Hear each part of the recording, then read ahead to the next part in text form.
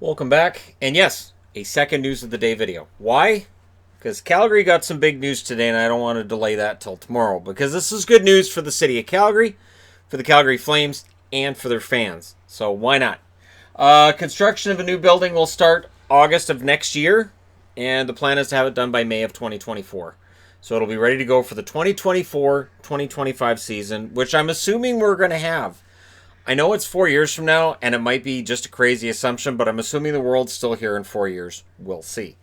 Yeah, so it'll have up to 19,000 seats, and in all honesty, people are already taking pot shots at just the artwork for it.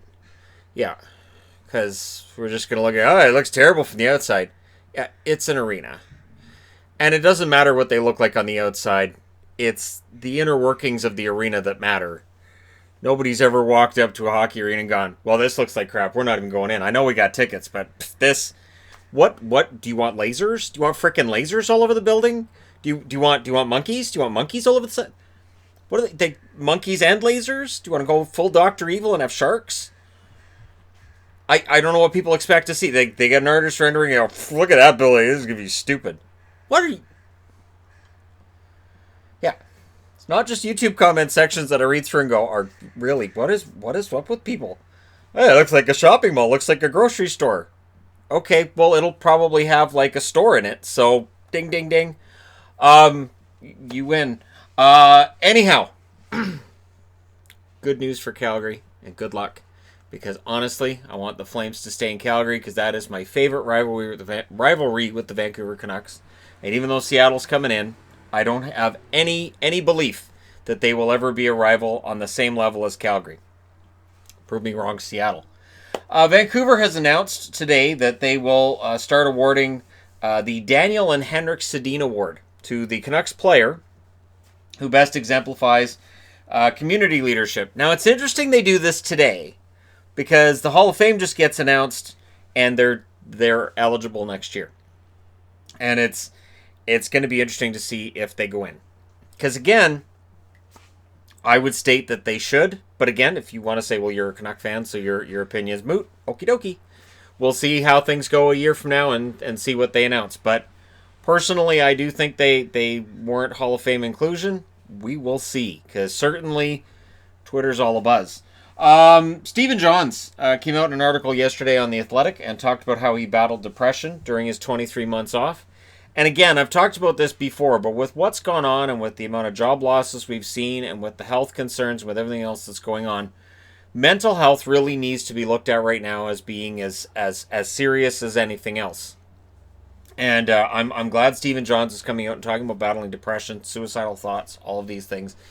Because by coming out and saying, hey, I'm a pro athlete, I suffered with this, I was off for almost 2 full years before I made a return, and talking about how he didn't know that he'd be able to, and dealing with headaches and constant health issues, it means that if you're reading this, that maybe it's easier for you to get through that same kind of thing if you're going through something like that. So I'm very, very grateful that players come out and talk like this. It's the reason I've been very open about how I went through my own share of depression, anguish, and self-loathing for years. And it's something that once you've had that, it can be really hard to shake it. And it can come back with a vengeance. So you're like, everything's great, everything's fine, and then something happens or something gets said, and it may not even be related, and it just brings you right back into it. And you're like, and we're back.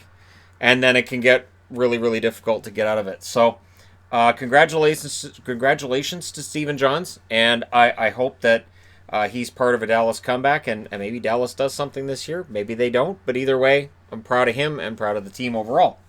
And I wanted to talk as well about the reaction online. There's a lot of people who are angry that McGillney didn't get in this year. Welcome to the conversation. This is an annual happening. There are people upset that Alfredson didn't get in. There are people upset at others who didn't get in. But next year, Zetterberg's available. So you can only induct 4 players at a time. Both Sedins are eligible. Zetterberg is eligible. That's a pretty strong Swedish influence right there. So if they do end up all 3 being first ballot, what are we talking about next year at this time in terms of players who are still getting hosed when it comes to getting put into the Hall of Fame? It's an interesting discussion. We have it every year.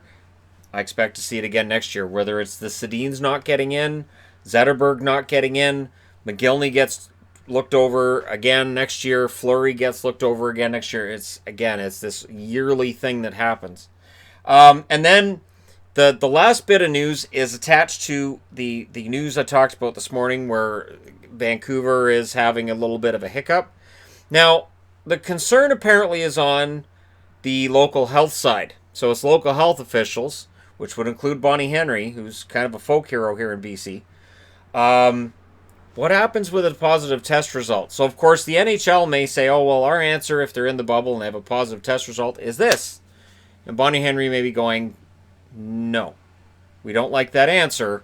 So there's some sort of snag. We don't know how strong this is or how difficult it's going to be to resolve, but it's there. So we'll see. And again, this is why this could end up affecting how hub cities work in Canada. I think they announced 13 positive tests in BC. I know yesterday it was around that total. Might have been 16 today. But they're talking about a phase 3 of a reopening here, since the numbers have been staying relatively low. But it's a cautious phase 3 in the reopening. And we will see. And of course, the Blue Jays today, they had to shut everything down after a lot of people tested positive. And it's the reason why when I look at all the sports, I'm saying, man, baseball is really not doing this in a way that feels safe in terms of what other sports are doing. But we're going to see some interesting times ahead. 2020 is only about halfway done. We've still got another 6 months of 2020 to go. And we will see what else it has to go where we go from here. One of my favorite pictures I've seen over the last few days is it just says July 2021 over top, and it's a guy holding a Gizmo doll from Gremlins, and there's running water right above the Gremlin. The idea, you put it in the water, and there you go. July, we have Gremlins everywhere. I think that would be delightful. I do. I've always thought Stripe was misunderstood. I've always thought that the green Gremlins, you just need to talk to them the right way and you'll probably be fine. I'm sure everything will be okay.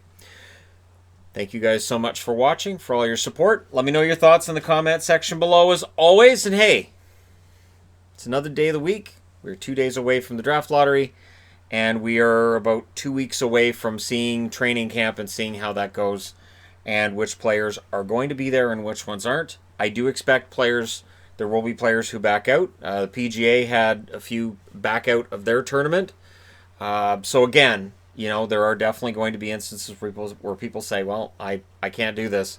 But we should hear a hub city announcement. It may come over the next couple of days. I think the plan was to have it announced this week.